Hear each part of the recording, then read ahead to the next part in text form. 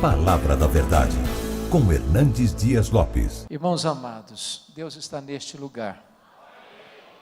E onde Deus está, coisas novas, coisas lindas, coisas grandes acontecem. Eu quero repartir com vocês um texto que me é muito caro. E esse texto está no primeiro livro de Samuel. Primeiro livro de Samuel, capítulo 1. É a história de uma mulher que tinha um drama pessoal, tinha uma angústia na alma, tinha uma necessidade. E essa mulher coloca esta causa dela na presença de Deus. E ela chora diante de Deus. E ela insiste com Deus. E ela enfrenta tantas adversidades, mas pela fé ela prevalece. E ela alcança uma grande vitória. E Deus se manifesta na vida dela com reflexos para toda a sua nação. E eu não sei como é que você entrou aqui hoje. Talvez com o coração pesado. Talvez até ansioso a respeito do que está por vir. Talvez precisando de um toque da mão de Deus. De uma resposta de Deus hoje. Quem sabe você tem esperado muitos anos uma palavra, um sinal do favor de Deus. Quem sabe pela graça de Deus hoje pode ser esse dia. Então eu queria que você abrisse sua Bíblia comigo aí no primeiro livro de Samuel, no capítulo 1, para nós lermos esse texto, e você vai acompanhar essa leitura comigo. Está escrito: houve um homem de Ramataim Zofim, da região montanhosa de Efraim, cujo nome era Eucana, filho de Girão, filho de Eliú, filho de Tou, filho de Zufi, efraimita. Tinha ele duas mulheres, uma se chamava Ana e a outra Penina. Penina tinha filhos, Ana, porém, não os tinha. Este homem subia da sua cidade de ano em ano a adorar e a sacrificar ao Senhor dos Exércitos em Siló. Estavam ali os dois filhos de Eli, Rofini e Finéias, como sacerdotes do Senhor. No dia em que Eucana oferecia o seu sacrifício, dava ele porções deste a Penina, sua mulher, e a todos os seus filhos e filhas. A Ana, porém, dava porção dupla, porque ele amava, ainda mesmo que o Senhor a houvesse deixado estéril. A sua rival a provocava excessivamente para irritar, porquanto o Senhor lhe havia cerrado a madre. E assim o fazia ele de ano em ano. E todas as vezes que Ana subia à casa do Senhor, a outra irritava, pelo que chorava e não comia. Então Eucana, seu marido, lhe disse: Ana, por que choras? E por que não comes? E por que estás de coração triste? Não te sou eu melhor do que 10 filhos? Após terem comido e bebido em Siló, estando Eli o sacerdote assentado numa cadeira, junto a um pilar do templo do Senhor, levantou-se Ana e com amargura de alma orou ao Senhor, e chorou abundantemente e fez um voto dizendo: Senhor dos exércitos, se benignamente atentares para a aflição da tua serva, e de mim te lembrares, e da tua serva te não esqueceres, e lhe deres um filho varão, ao Senhor o darei por todos os dias da sua vida, e sobre a sua cabeça não passará navalha. Demorando-se ela no orar perante o Senhor, passou Eli a observar-lhe o movimento dos lábios, porquanto Ana só no coração falava. Seus lábios se moviam, porém não se lhe ouvia voz nenhuma. Por isso Eli a teve por embriagada e lhe disse: Até quando estarás tu embriagada? Aparta de ti esse vinho. Porém Ana respondeu: Não, Senhor meu, eu sou mulher atribulada de espírito. Não bebi nem vinho nem bebida forte, porém venho derramando a minha alma perante o Senhor. Não tenhas, pois, a tua serva por filha de Belial, porque pelo excesso da minha ansiedade e da minha aflição, é que tenho falado até agora. Então lhe respondeu Eli: Vai-te em paz, e o Deus de Israel te conceda a petição que lhe fizeste. E disse ela: acha tua serva mercê diante de ti. Assim a mulher se foi seu caminho e comeu, e o seu semblante já não era triste. Levantaram-se de madrugada e adoraram perante o Senhor, e voltaram e chegaram à sua casa a Ramá. Eucana coabitou com Ana, sua mulher, e lembrando-se dela o Senhor, ela concebeu. E passado o devido tempo teve um filho, a que chamou Samuel, pois dizia: do Senhor o pedi. Verso 26. Disse Ana a Eli: ah, meu Senhor, tão certo como vives, eu sou aquela mulher que aqui esteve contigo orando ao Senhor. Por este menino morava eu, e o Senhor me concedeu a petição que eu lhe fizera, pelo que também o trago como devolvida ao Senhor por todos os dias que viver, pois do Senhor o pedi. E eles adoraram ali o Senhor. Amém. Eu quero conversar com vocês nesta noite sobre o tema: não desista de seus sonhos. Não desista de seus sonhos.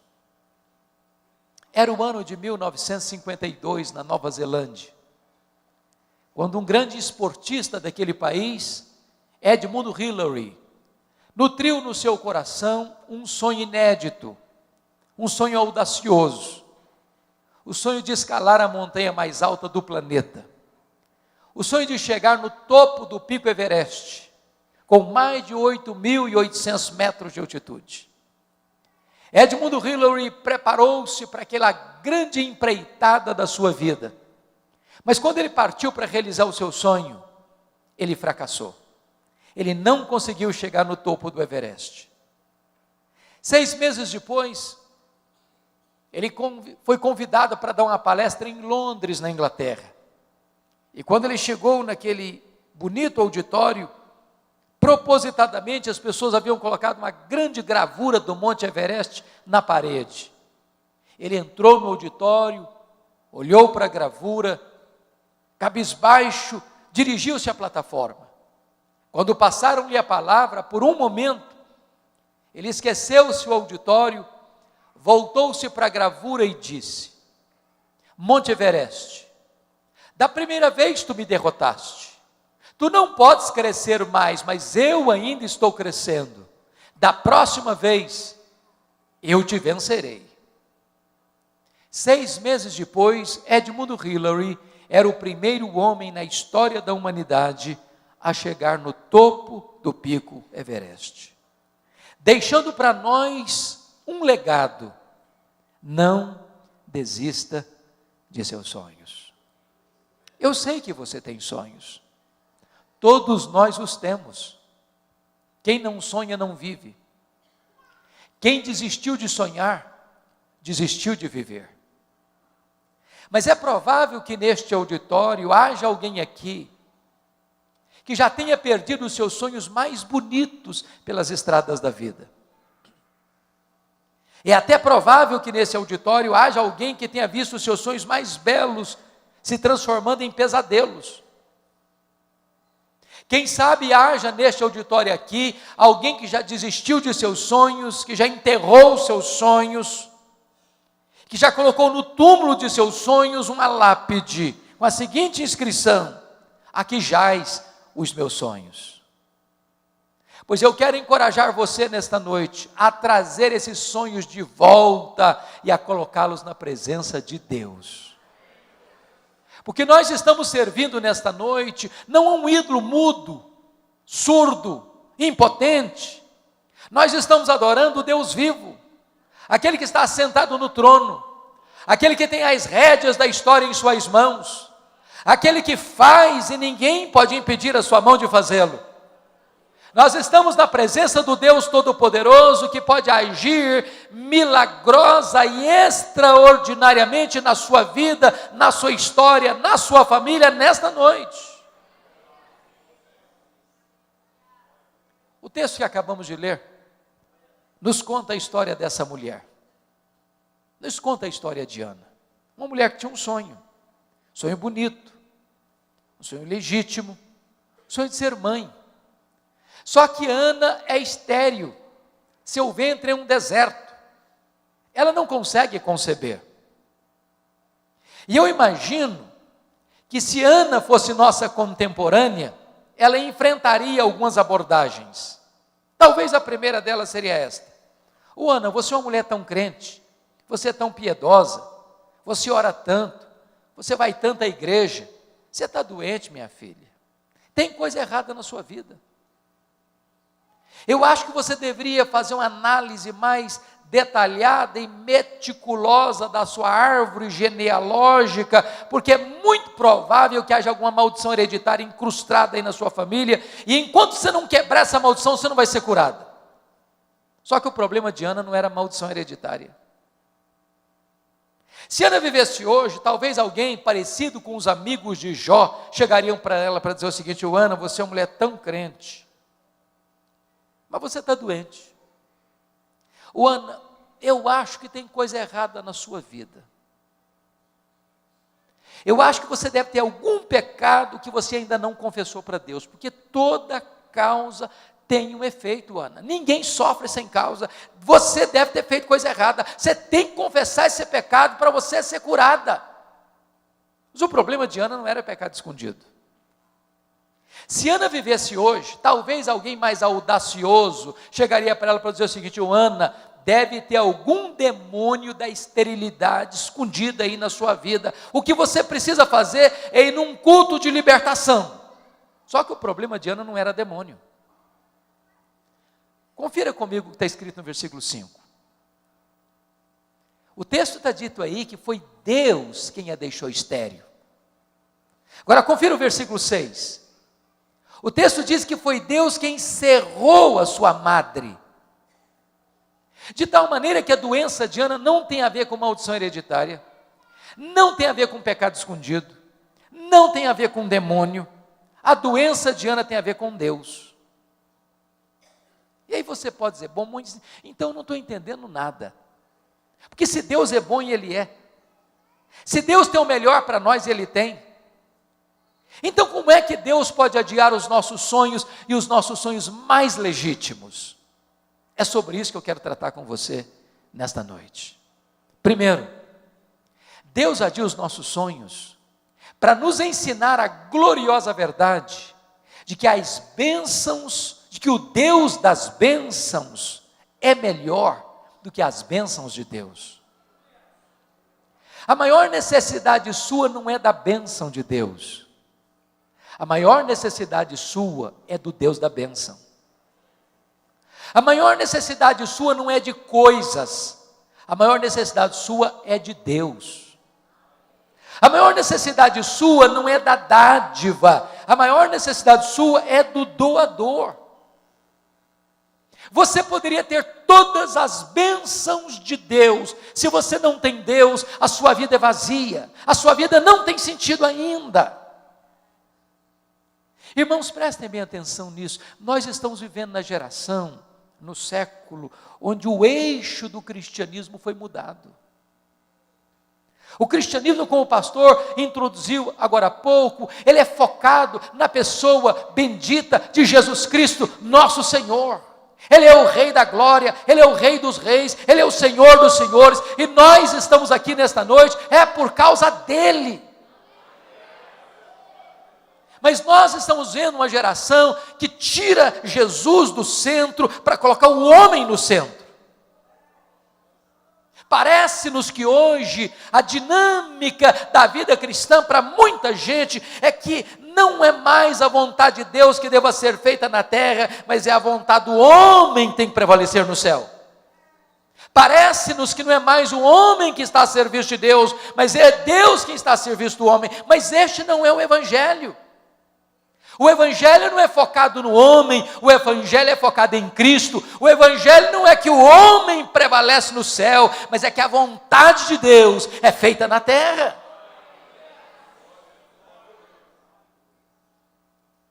Quando nós começamos a colocar coisas e pessoas no lugar de Deus, Deus adia os nossos sonhos. Para nós entendermos que Ele, Deus, precisa ocupar o primeiro lugar na nossa vida.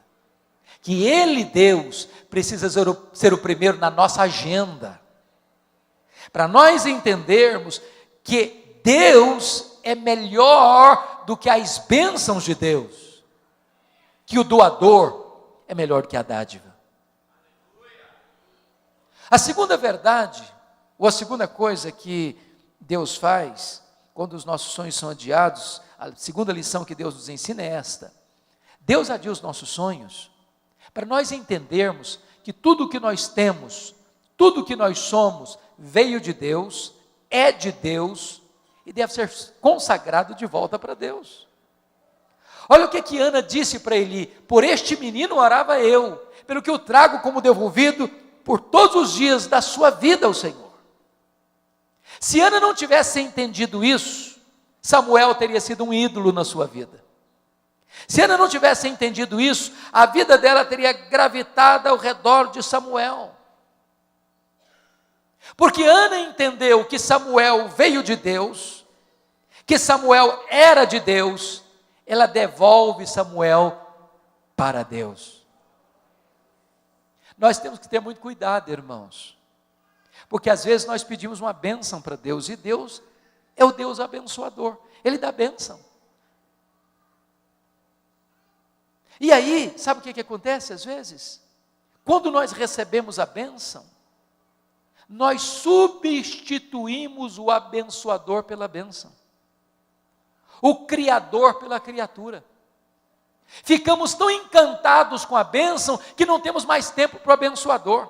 Eu explico. Você pede para Deus, por exemplo, prosperidade, e Deus dá prosperidade. A bênção de Deus enriquece e com ela não tem desgosto. É Deus quem fortalece as nossas mãos para adquirirmos riqueza. Mas e a pessoa começa a prosperar, e quando ela começa a prosperar, ela não tem tempo para Deus mais. Não pode ir numa reunião de oração mais. Não frequenta uma vigília de oração mais, não vai para uma reunião de estudo bíblico numa casa mais, porque está tão ocupado cuidando da bênção, que se esqueceu do abençoador, não tem mais tempo para o abençoador. Transformou a bênção num ídolo. Deixa eu dizer uma coisa muito importante para você hoje: a vida que você tem é de Deus, a saúde que você tem é de Deus, a família que você tem é de Deus, o cônjuge que você tem é de Deus, os filhos que vocês têm são de Deus, a casa que vocês moram é de Deus, o carro que vocês andam é de Deus, o salário que vocês recebem vem de Deus, tudo é de Deus. Então coloque o melhor daquilo que Deus tem dado para você no altar de Deus, de volta em consagração para Deus. Coloque o seu Samuel no altar de Deus. Terceira coisa, quando Deus adia os nossos sonhos, Ele adia para nos ensinar que os planos de Deus são maiores e são melhores do que os nossos sonhos. Qual era o sonho de Ana? Apenas ser mãe. Qual era o projeto de Deus para Ana? Que ela fosse mãe do maior profeta, do maior sacerdote, do maior juiz de Israel, do homem que haveria de trazer de volta a nação apóstata para a presença de Deus. Às vezes a gente endereça aos céus um pedido, e quer que Deus nos atenda do nosso jeito, no nosso tempo. E aí Deus não atende do nosso jeito e no nosso tempo, e a gente fica ansioso, angustiado, questionando, duvidando. Sabe por que às vezes Deus não nos dá o que nós queremos? É porque Deus olha para nós e diz assim: meu filho, minha filha, você está pedindo um pouco demais. Eu tenho coisa melhor para você, eu tenho coisa maior para você. Os meus caminhos são mais altos que os seus caminhos, os meus pensamentos são mais elevados que os seus pensamentos. Eu estou preparando algo melhor para a sua vida. A Bíblia diz que quando Deus parece retardar, Ele não está longe, Ele não está indiferente, Ele não está distante, Ele não está silencioso, Ele não está com os ouvidos fechados, Ele está trabalhando no turno da noite, preparando algo maior e melhor para você, porque não há Deus como o nosso que trabalha para aqueles que nele esperam.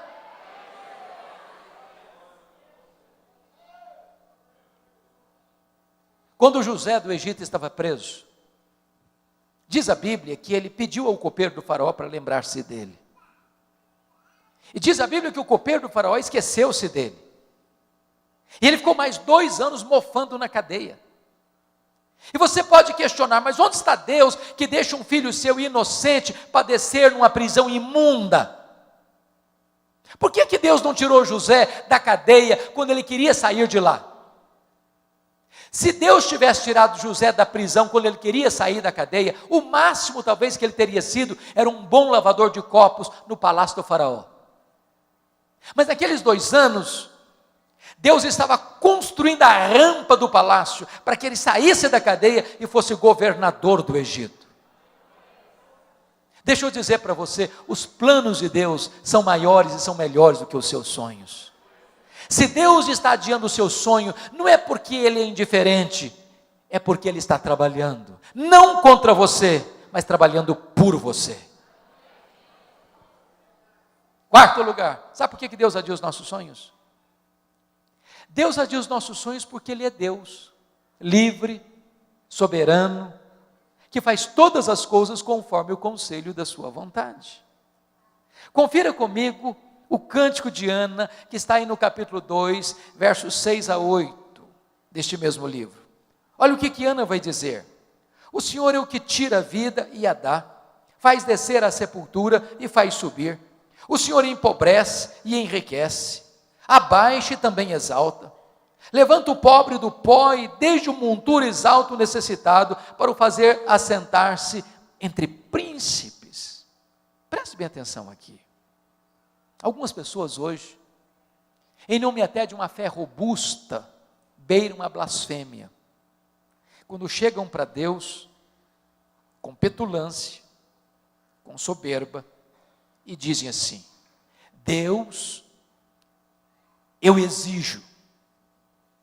Deus, eu proíbo. Deus, eu determino. Deus, eu decreto. E ai de Deus se não atender. Até parece que essas pessoas estão assentadas num alto e sublime trono, e que Deus está no escabelo de seus pés. Tolice, tolice. Deus é soberano. Deus está assentado num alto e sublime trono. Deus tem as rédeas da história em suas mãos. Deus levanta reis e Deus depõe reis. Deus levanta reinos e Deus abate reinos. Deus pega aquele que está lá no topo da pirâmide e joga-o no chão, e pega o que está sentado no monturo e o faz assentar-se entre príncipes. Ele é Deus. Ele não precisa pedir licença nem para você, nem para mim, para agir. Ele é livre, Ele é soberano e faz todas as coisas conforme o conselho da sua vontade. Deus não pode ser pressionado, Deus não pode ser colocado contra a parede. Ele é Deus. Agora, preste atenção nisso. Quando Deus age, ninguém pode impedir a mão de Deus de agir. Nós não podemos concordar com aqueles que dizem: não, o tempo dos milagres de Deus ficaram lá num remoto passado. Deus já fez, mas Deus não faz mais. Não, Deus não está sentado numa cadeira de balanço. Deus não se aposentou. Deus não está senil. Deus é o mesmo ontem, Deus é o mesmo hoje, Deus é o mesmo para sempre. Ele nunca perdeu o seu poder. Ele faz, e quando Ele faz, ninguém pode impedir a sua mão de fazê-lo. Eu acredito que Ana, como uma mulher instruída que era, ela deve ter procurado todos os recursos médicos do seu tempo. Porque aqueles que acham que se nós temos fé, nós não devemos ir a um médico, estão equivocados. Porque Deus cura com o meio, sem o meio, apesar dos meios. Sempre é que Deus que cura. O médico, o remédio, a medicina é apenas um instrumento. Mas o poder de curar vem de Deus. E Ana era uma mulher instruída. E eu acho que Ana, penso eu, devia carregar na sua bolsa tiracolo, que toda mulher gosta de ter, os últimos exames da junta médica de Ramá, dizendo para ela o seguinte: Ana, não tem jeito, não tem cura. Mas Ana entende uma coisa: se Deus quiser, tem jeito. A última palavra não é da ciência. A última palavra não é da medicina. A última palavra é do Deus vivo. Se Deus quiser, tem jeito. Para Deus não tem causa perdida. Para Deus não tem doença incurável. Para Deus não tem vida irrecuperável. Para Deus não tem casamento sem solução. Para Deus não tem família sem resposta. Não importa a sua causa, por mais perdida que ela esteja, se Deus quiser, tem jeito. Há alguns anos, eu estava em Vitória, a caminho do hospital militar para fazer uma visita, hospital público. E quando eu cheguei na porta do hospital, tinham 3 pessoas. E eram pessoas da minha cidade, cidade do interior do Espírito Santo. E dentre elas estava uma jovem de 19 anos. Porque ela estava com um câncer que havia tomado todos os seus órgãos vitais. E lá no interior, na sua cidade, não tinha CTI. E os médicos disseram para ela, olha, chegou o nosso limite, não dá mais para continuar o seu tratamento aqui. Então você precisa ir para Vitória, você precisa se internar no CTI, porque nós não temos mais o que fazer aqui. Só que a Sara não tinha plano de saúde e não tinha vaga no CTI. Eu conversei com o diretor e disse, eu não posso receber essa moça aqui hoje. E eu fui um pouco frustrado para a porta do hospital e disse para a Sarita assim, olha filha, infelizmente aqui não tem vaga para você. Mas nós podemos fazer uma coisa. Eu confesso que eu não tenho muito essa prática. Não sou muito de fazer isso.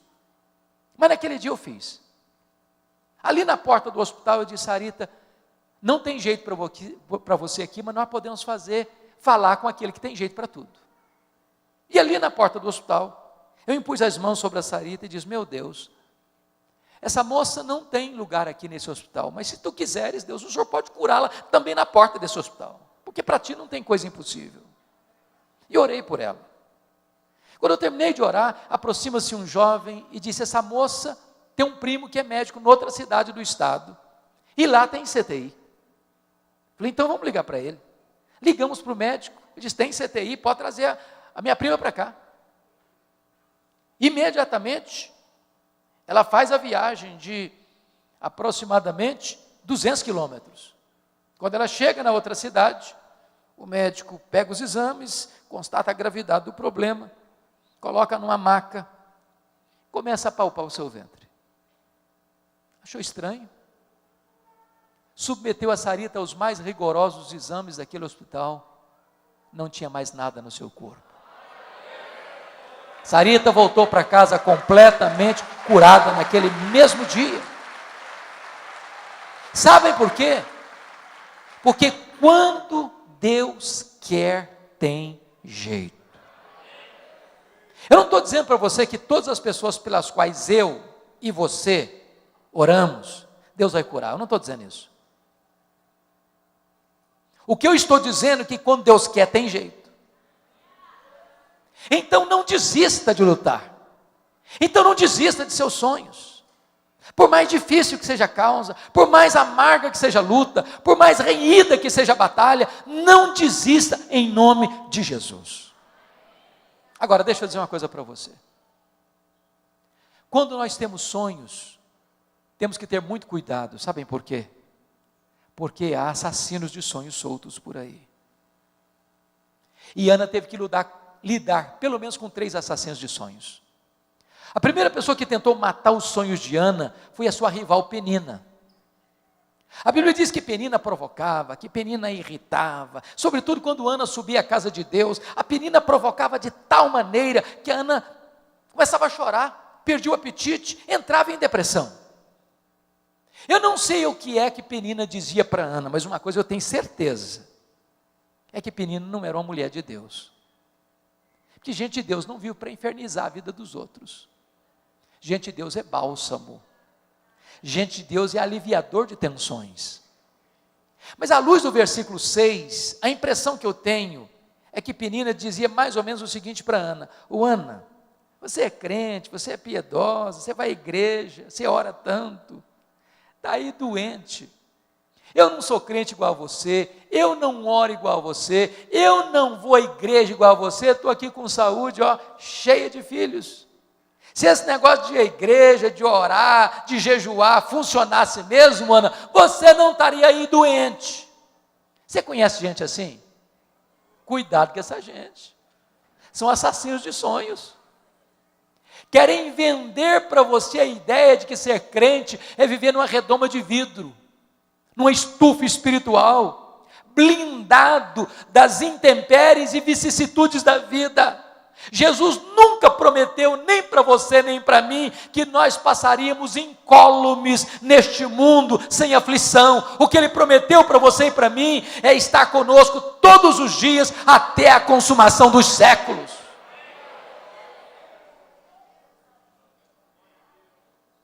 A segunda pessoa que quis matar os sonhos de Ana foi o sacerdote Eli. Diz a Bíblia que Ana subia todo ano para Siló. Lá estava Eli, lá estava Rofini, lá estava Finéias, mas não consta a Bíblia que em nenhuma dessas idas, nem Eli, nem Rofini, nem Finéias, olhasse para Ana, orasse com Ana, chorasse com Ana. A primeira vez que o sacerdote olhou para Ana, foi para sacar contra ela pesados libelos acusatórios, chamando-a de bêbada dentro da igreja, de filha de Belial. Até acho, Bispo Gerson, que se a Ana fosse presbiteriana ou da igreja de Deus, eu acho que ela ia sair da igreja. Acho. Eu acho até que ela faria um pouco mais, eu acho que ela ia fazer uma campanha para tirar o pastor Eli da igreja. Por muito menos as pessoas fazem isso hoje. Você conhece crente hipersensível? Conhece crente que parece cristal? Qualquer coisinha se melindra. Trinca-se todo, fica magoado, também não vou mais na igreja, também não piso mais lá. Ana não era uma mulher hipersensível, não. Ana era uma mulher madura espiritualmente. Ela disse para o sacerdote: não, meu senhor, não me trate como uma filha de Belial, eu estou derramando a minha alma perante o meu Deus. Ela não permitiu que o sonho dela fosse roubado dela, nem mesmo dentro da igreja. A terceira pessoa que tentou matar os sonhos de Ana foi o seu marido, o Eucana. Eucana era um maridão, ele era amoroso, ele era solidário, ele era companheiro, ele era provedor, ele dava porções duplas a Ana, ele amava a Ana. Ele só tinha um pequeno problema: ele não acreditava em milagres, isso era demais para a cabeça dele. O Eucana conhecia a Bíblia, ele conhecia a história de como Deus curou Rebeca, de como Deus curou Sara. Mas você não vê em momento algum Eucana orando com Ana, chorando com Ana, se colocando no lado dela, falando: minha filha, você quer ser mãe, eu sei que você ora, eu sei que você chora, eu sei que essa causa você coloca diante de Deus, pois é, eu vou estar com você, conta comigo, eu vou orar com você, eu estou junto de você, essa causa sua é a minha causa também, Deus já fez milagre lá atrás, ele pode fazer hoje também, conta comigo, Ana, eu estou do seu lado. Ele nunca fez isso. Mas se você olhar comigo o versículo 8, parece-nos que ele vai ter uma outra atitude. Eu acho que ele chega um dia que ele tem uma conversa com a mulher dele, aquela conversa que marido e mulher têm com a porta do quarto trancada. Eu vou parafrasear essa conversa. Eu acho que foi mais ou menos o seguinte: Ana, vem cá, filha, preciso bater um papo com você. Ana, você não está percebendo que esse negócio de ser mãe está virando uma obsessão na sua vida, não? Ou minha filha está virando uma doença, para com isso. Aliás, você está insistindo com Deus numa causa perdida, filho. Você não sabe que a junta médica de Ramá já deu o diagnóstico dizendo que não tem cura? Para que você insiste? Larga a mão desse sonho, Ana. Desiste disso. Para de chorar. Sai dos quartos escuros. Aliás, minha filha, você não está nem curtindo o maridão que você tem. Você não sabe que eu sou melhor que 10 filhos para você? Se fosse hoje, eu diria assim: Ana, pense em mim, liga para mim, chore por mim, não chore por ele, Ana. Assassino de sonhos. Cuidado, porque os assassinos de sonhos podem estar dentro da sua própria casa, muito mais perto de você do que você imagina. Não desista, não desista. Mas eu quero concluir olhando o último ponto. O que fazer quando os nossos sonhos estão sendo adiados? Ana nos ensina 3 coisas. Primeiro, Se os seus sonhos estão sendo adiados, continue crendo, continue orando, continue jejuando, continue colocando essa causa diante de Deus, continue insistindo, continue perseverando. Irmãos, às vezes nós desistimos cedo demais, nós caminhamos até a beira da entrada da terra prometida e perecemos no deserto. Pense comigo, quantos casamentos que acabaram, que não poderiam e não deveriam ter acabado. Faltou um pouquinho mais de paciência, um pouquinho mais de amor, um pouquinho mais de perdão, um pouquinho mais de renúncia. Não desista, persevere, chore um pouco mais, ore um pouco mais, lute um pouco mais, jejue um pouco mais, não desista, não desista. Norman Vincent Peale foi um pastor metodista, e Norman Vincent Peale escreveu o seu primeiro livro, O Poder do Pensamento Positivo. Todo escritor enfrenta esse problema, nenhuma editora gosta de publicar o primeiro livro de um escritor, e ele então procurou as editoras para publicar o seu livro, bateu de porta em porta, nenhuma editora se interessou pelo livro, ele ficou tão frustrado, que jogou os rascunhos no lixo, e disse assim: no lixo vão ficar os meus sonhos. Dona Ruth, sua mulher, mais crente e mais otimista do que ele, como via de regra as mulheres são, pegou os rascunhos do lixo e disse assim para ele: eu vou lutar pelos seus sonhos. Voltou a bater de porta em porta nas editoras, encontrou uma editora interessada no livro. Resultado, esse livro já vendeu mais de 40 milhões de exemplares, estavam no lixo. Um dos maiores best-sellers da literatura cristã. Não desista em nome de Jesus. Na saga da política americana, há um homem que me impressiona muito, Franklin Delano Roosevelt. Esse camarada estudou em Harvard, estudou em Colômbia, entrou na política, fez uma carreira brilhante. O sonho de Roosevelt era ser presidente dos Estados Unidos da América. Entretanto, com 39 anos de idade, ele sofreu poliomielite e foi para uma cadeira de rodas. Alguém se aproximou dele e disse: Franklin Delano Roosevelt, numa cadeira de rodas, você jamais será presidente dos Estados Unidos da América. Ele respondeu: pois eu nunca desistirei. Foi o único homem até hoje, na história americana, que foi eleito e reeleito presidente dos Estados Unidos da América 4 vezes, consecutivamente. Não desista de seus sonhos. Não desista de seus sonhos. A segunda coisa que Ana nos ensina, quando os nossos sonhos estão sendo adiados, é que você precisa tomar posse das promessas da palavra de Deus. Olha que coisa magnífica. Eli abrir a boca e falar uma tolice para Ana, chamando-a de bêbada. Essa palavra Ana não acolheu no coração. Irmãos, eu sou pastor há 33 anos.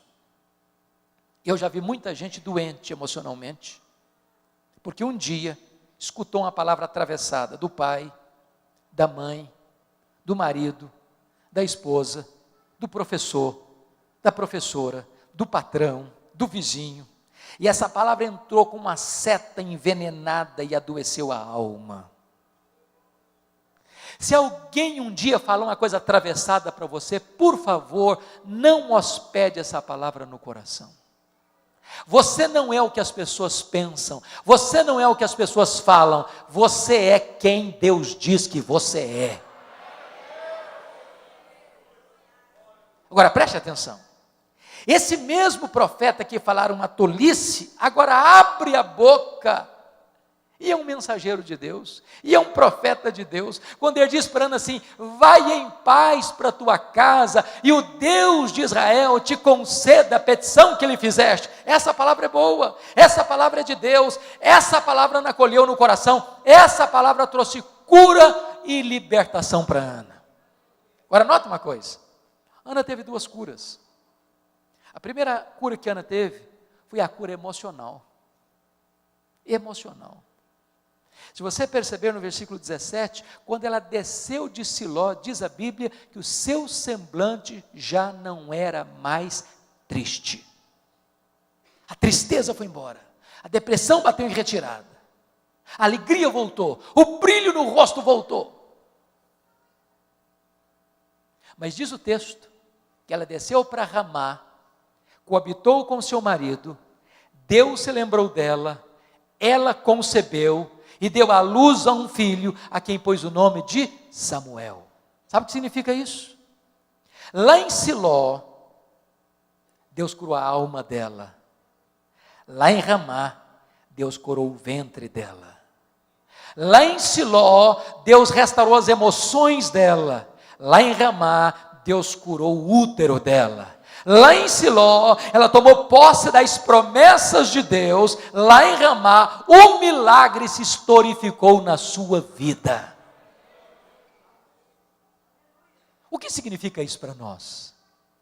Não escute os arautos do caos. Não escute os arautos do pessimismo.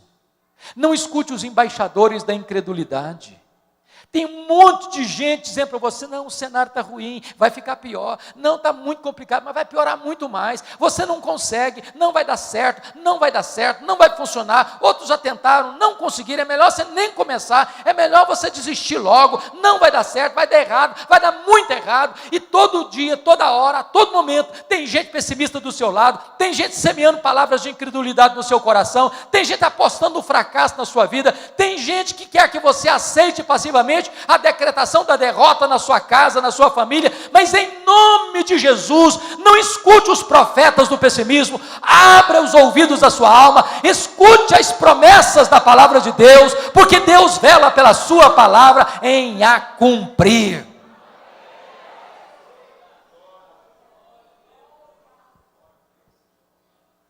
Finalmente, Ana nos ensina a última verdade. Se os seus sonhos estão sendo adiados, saia dos quartos escuros. Pare de lamentar. Pare de murmurar. Pare de reclamar. Volte a viver, volte a sonhar, volte a sorrir, volte às trincheiras da luta. Dá a minha impressão que Ana queria ser mãe, mas ela chorava tanto, estava tão deprimida, que ela nem se relacionava mais com o marido.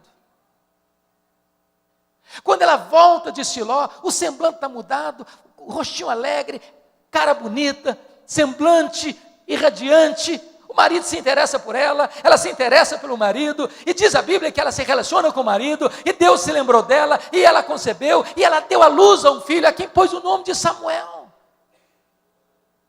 Você e eu cremos na mesma verdade, Deus é soberano. Não tem acaso, não tem sorte, não tem azar, não tem determinismo cego, não tem olho gordo, não tem feitiço, não tem sexta-feira 13, não tem esse negócio de ficar com medo de passar debaixo de escada.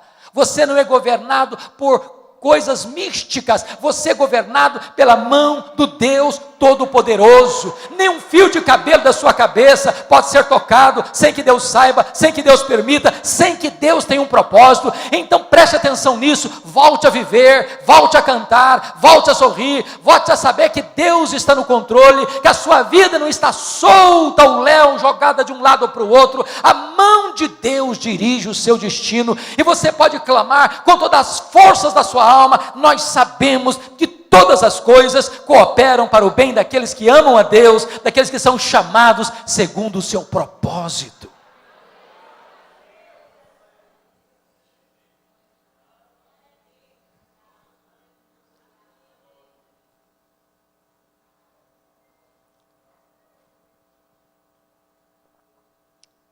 Há um autor que eu gosto de ler, e não obstante não ser ainda um cristão, pelo menos que me conste, nem sei se ainda está vivo, Og Mandino. Se você nunca leu O Maior Vendedor do Mundo, vale a pena ler. Mas o que mais me impressionou em Og Mandino é que aos 35 anos de idade ele estava bêbado, falido, caído numa sarjeta, pensando em suicídio. 10 anos depois, Og Mandino estava no topo da fama mundial, escrevendo livros lidos e traduzidos no mundo inteiro, encorajando as pessoas a viverem com otimismo. E eu fico pensando no meu coração, se um cara que nem cristão consegue viver com otimismo, e você, e eu, que podemos dizer, este é o dia que o Senhor fez, alegremo-nos e regozijemo-nos nele. Aliás, você deveria todo dia, ao acordar, abrir a janela do seu quarto e dizer: Deus, pode ser hoje, Senhor. Pode ser hoje. Você começou o seu dia animado. Uma aventura nova, uma caminhada nova, com vitórias novas, com coisas magníficas todo dia, todo momento. Og Mandino, no seu livro autobiográfico, tem um conselho muito simples, até muito prático, para você começar o seu dia animado. E o conselho dele é o seguinte: bem de manhã, antes do café da manhã, faça o seguinte: pegue o melhor jornal da sua cidade. Aqui em Brasília é o Correio? Ou tem outro melhor? É o Correio Brasiliense. É o mais lido? Talvez. Pega o Correio Brasiliense então, vá lá. Bem de manhã, antes do café, abra o jornal. Só um detalhe: não comece a ler as notícias políticas não, que você vai ficar deprimido, você vai perder o apetite, vai ficar revoltado, vai amargurar o coração. Então pula essa página, tá bom? Pula. Segundo lugar, você não vai querer também começar o seu dia lendo as páginas econômicas, não é verdade? Você não é tão valente a esse ponto. A inflação está voltando, tem empresa quebrando, tem gente desempregada, a perspectiva para o ano que vem é complicada, você vai ficar depressivo, então pula essa página da economia também, tá bom? Rápido. Bom, você não vai querer também começar o seu dia lendo as páginas policiais, você vai ficar com medo de sair de casa, então é melhor você não ler, pula essa página também. É claro que você não vai querer começar o seu dia lendo as páginas esportivas, porque de repente você é torcedor do Vasco da Gama e tem certeza que vai cair e você está depressivo com isso, então pula também essa página. Você quer começar o seu dia animado, diz ele? Faz o seguinte então, leia a página do obituário, a lista das pessoas que morreram. Só um detalhe, você tem que ler tudo. Os nomes grandes, os nomes pequenos, lê tudo. Quando você terminar essa leitura, você vai descobrir algo fantástico. Você vai descobrir que o seu nome não está nessa lista. Você vai descobrir que as pessoas que estão nessa lista dariam tudo para estar no seu lugar, mas elas estão mortas. Você vai descobrir que você está vivo, e se você está vivo, um milagre de Deus pode acontecer na sua vida hoje. Não desista de seus sonhos.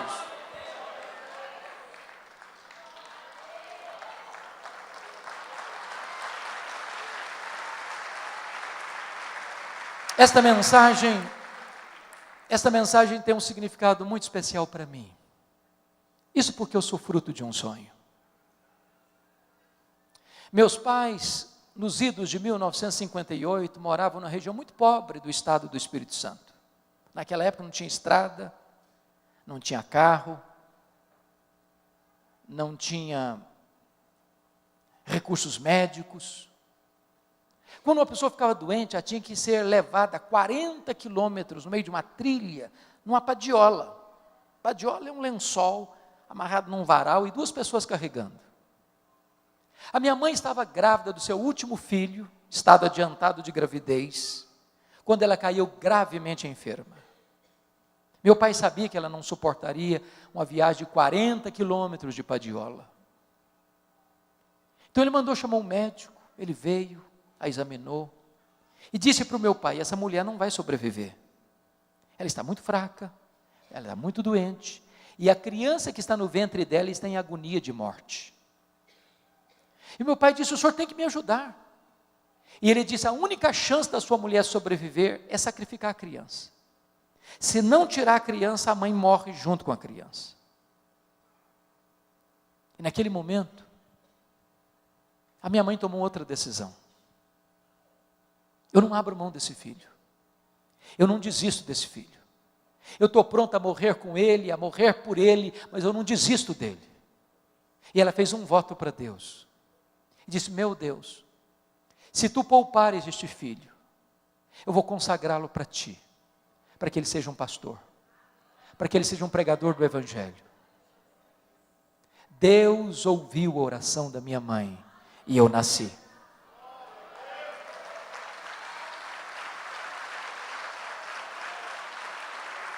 Nasci na roça,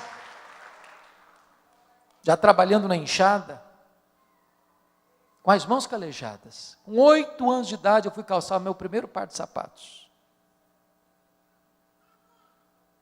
Na minha região não tinha escola, a não ser escola primária. Nunca ninguém tinha saído dali para fazer mais do que 4ª série primária.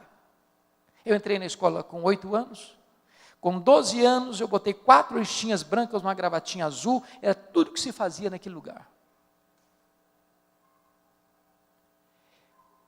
De uma maneira muito curiosa, eu tinha sede de estudar, uma vontade de estudar. Na minha casa não tinha livros, só tinha um dicionário velho, rasgado.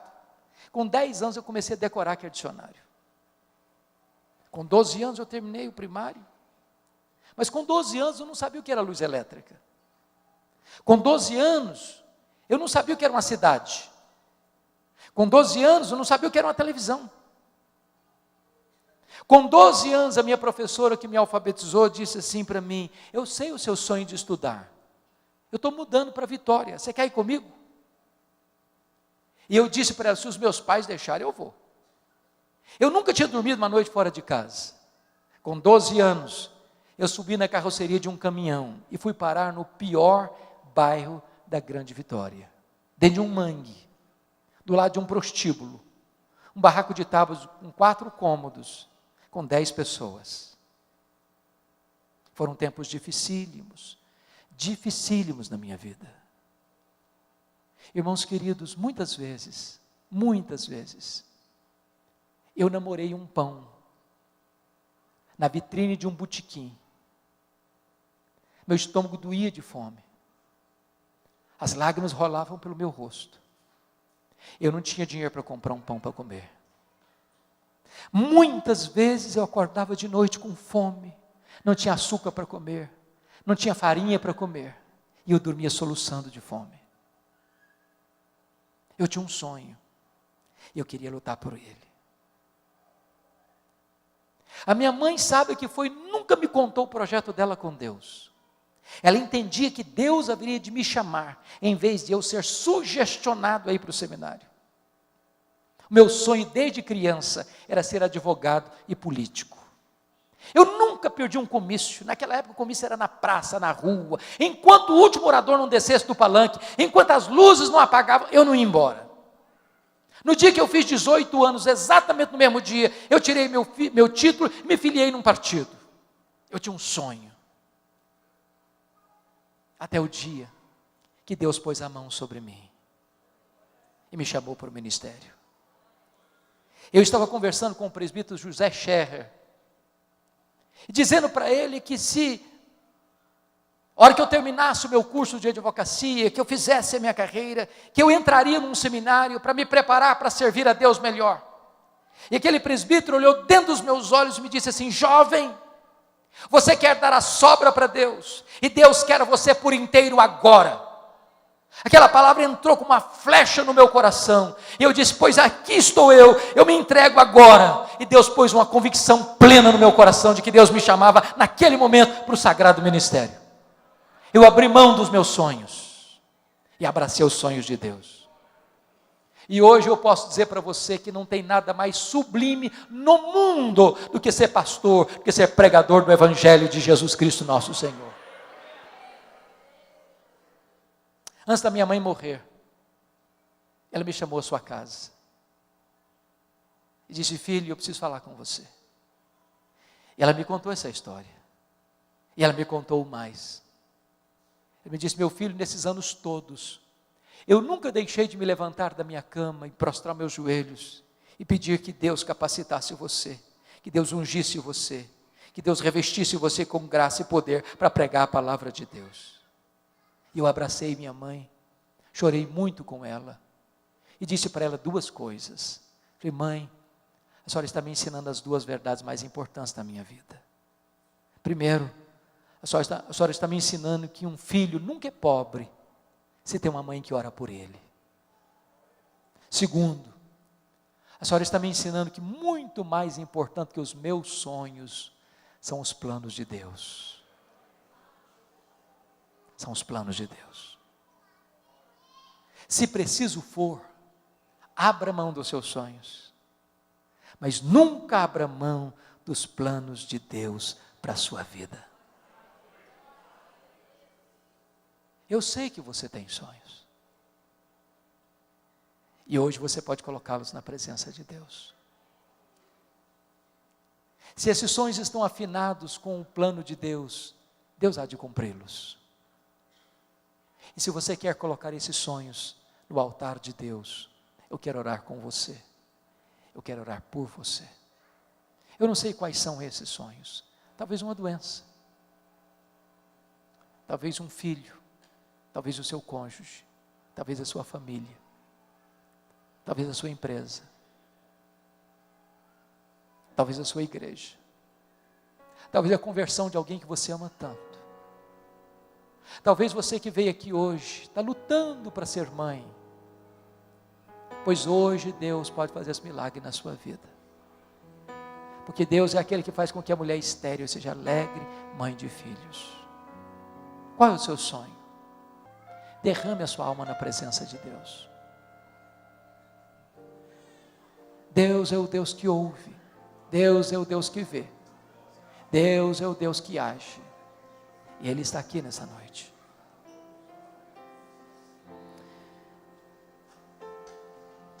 Deus, Tu és magnífico, revestido de glória e de majestade. Não há outro Deus além de Ti. Só Tu és Deus. Tu estás assentado num alto e sublime trono, mas também Tu te inclinas para ver o que se passa no coração dos homens. Então Deus olha para nós nesta noite, com graça e com misericórdia, contempla o clamor dos Teus filhos e das Tuas filhas, olhe dos altos céus e vê as lágrimas que estão sendo vertidas. Ó Deus, Tu és poderoso para sondar o nosso coração, para escutar os gemidos da nossa alma. Não permita que o Teu povo volte para casa de mãos vazias. Que o Teu povo, Deus, possa voltar para casa com um brilho no rosto e com a promessa da vitória nas mãos. Que o Teu povo se aproprie da Tua palavra nesta noite e que os milagres da Tua providência se historifiquem na vida do Teu povo. Exalta o Teu santo servo Jesus nesta noite, neste lugar, e glorifica o Teu próprio nome na vida da Tua igreja. Aqueles que estão enfermos, Deus, Tu és poderoso para curar. Aquelas mulheres que têm lutado para ser mãe, que nesta noite Tu ordenes a Tua bênção, que Tu abras a sua madre, para que daqui a um ano, estas mulheres compareçam aqui na Tua casa, com seu filho, a sua filha, nos seus braços, dando glória ao Teu nome por esta vitória. Se alguém aqui, Senhor, com o casamento abalado, restaura esse casamento. Se algum filho aqui, Senhor, que está vivendo um relacionamento estremecido com seus pais, converta o coração dos filhos aos pais, converta o coração dos pais aos filhos. Se alguém aqui, Senhor, desviado da Tua palavra, desviado do Evangelho, longe do Teu aprisco, traz de volta esta ovelha desgarrada, para que ela possa Te servir com alegria na Tua igreja.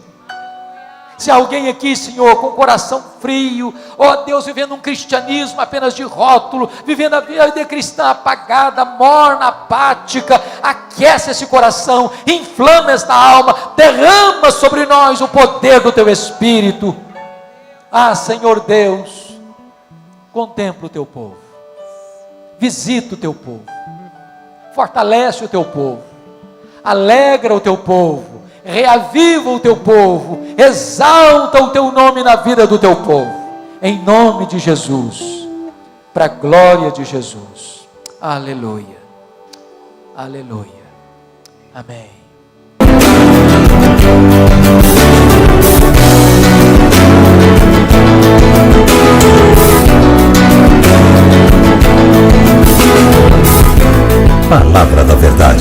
com Hernandes Dias Lopes.